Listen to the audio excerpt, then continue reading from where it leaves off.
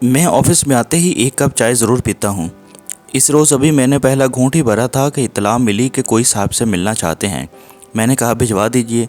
थोड़ी देर बाद दरवाज़ा खुला और शलवार कमीज़ पहने, गिरेबान के बटन खोले, गले में काफ़ी सारा टैल्कम पाउडर लगाए, हाथों में मुख्तलिफ़ किस्म की मुंदरियाँ और कानों में रिंग पहने हुए एक नीम काले साहब अंदर दाखिल हुए। सलाम किया और सामने बैठ गए। मैंने सवालिया नज़रों से उनकी तरफ देखा। वो नहायत इत्मीनान से बोले, मैं भी एक मरासी हूँ। मैं बुखला गया। क्या मतलब? वो थोड़ा करीब हुए और बोले, मौला खुश रखे, मैं काफ़ी दिनों से आपसे मिलना चाह रहा था।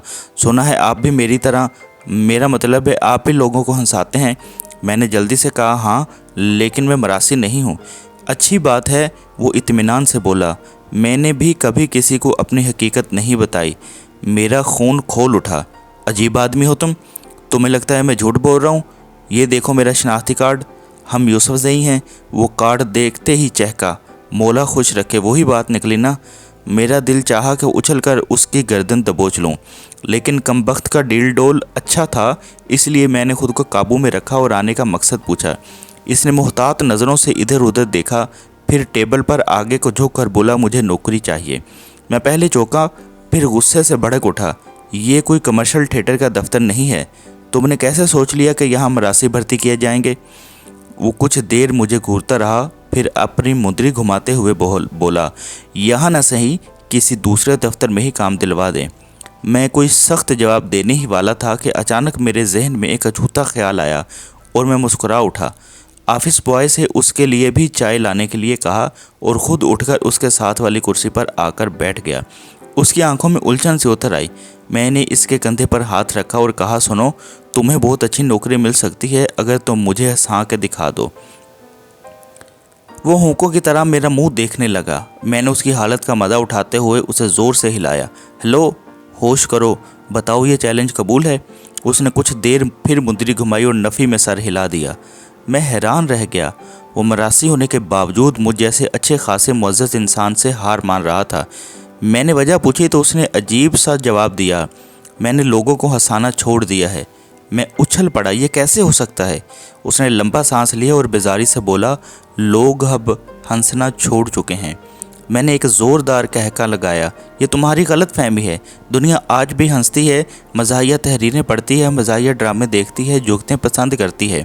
इसने अपनी मुंदरी निकालकर दूसरी उंगली में पहनी और अपनी बड़ी हुई शेव पर खारिज करते हुए बोला, दुनिया हंसती नहीं, दूसरों की जिल्लत पर खुश होती है। मैंने फिर कहका लगाया, वो कैसे भाई? उसने कमीज़ की साइड वाली जेब से सस्ते वाले सिगरेट की मसली हुई डब्बी निकाली और मेरी तरफ इजाज़त तलब नज़रों से देखा। मैंने एस्ट्रे उसके सामने रख दी। उसने शुक्रिया कहा और सिगरेट सुलगाकर गहरा कश लिया। मैं उसके जवाब का मुंतज़िर था। थोड़ी देर खामोशी रही, फिर उसकी आवाज़ आई, वैसे आपका मुंह फ़लस्तीन के लोमड़ जैसा है। मुझे गोया करंट सा लगा और मैं कुर्सी से फिसल गया। मेरी रग रग में तूफान भर गया। वो मेरे दफ्तर में बैठकर मुझे ही लोमड़ कह रहा था। बात तो सच थी, मगर बात थी रुसवाई की। मेरा चेहरा सुर्ख हो गया। इससे पहले कि मैं इस पर चाय का गर्म कप उंडेल देता, वो जल्दी से बोला, आपका एक जिगरी दोस्त शहजाद है ना? मैं पूरी कुव्वत से चिल्लाया, हाँ है। फिर? वो बोला, उसकी शक्ल बैंकॉक के जमादार जैसी है। मैंने बुखलाकर इसका ये जुमला सुना, कुछ देर गौर किया और फिर बेख्तियार मेरी हंसी छूट गई। मैं हंस हंस कर लोटपोट हो गया। 3-4 मिनट तक ऑफिस में मेरे कहके गूंजते रहे। बड़ी मुश्किल से मैंने खुद को काबू पाया और दांत निकालते हुए कहा, शर्म करो, वो मेरा दोस्त है। मेरी बात सुनते ही मरासी ने पूरी संजीदगी से कहा, ऐसी हंसी आपको अपने ऊपर लगने वाली जुगत पर क्यों नहीं आई? मैं यकदम चौंक उठा। सारी बात मेरी समझ में आ गई थी। हमारे मुआशरे में वाकई वो चीज़ ज़्यादा हंसी का बाइस बनती है जिसमें किसी दूसरे की जिल्लत का सामान हो। यही वजह है कि स्टेज ड्रामों में, आम जिंदगी में जब हम किसी दूसरे को जलील होते देखते हैं तो हमारे दिलो दिमाग फ्रेश हो जाते हैं। कोई बंदा चलते हुए गिर जाए, किसी की गाड़ी ख़राब हो जाए, किसी के पीछे कुत्ता दौड़ लगा दे, किसी की हंसी निकल जाए और वो आवाज़ें लगाता रह जाए तो हमारी हंसी नहीं रुकती। और यही अमल अगर हमारे साथ हो और दूसरे हंसे तो हम गुस्से से भर जाते हैं। गोया हंसने के लिए किसी का जलील होना लाजमी अमर करार पा चुका है।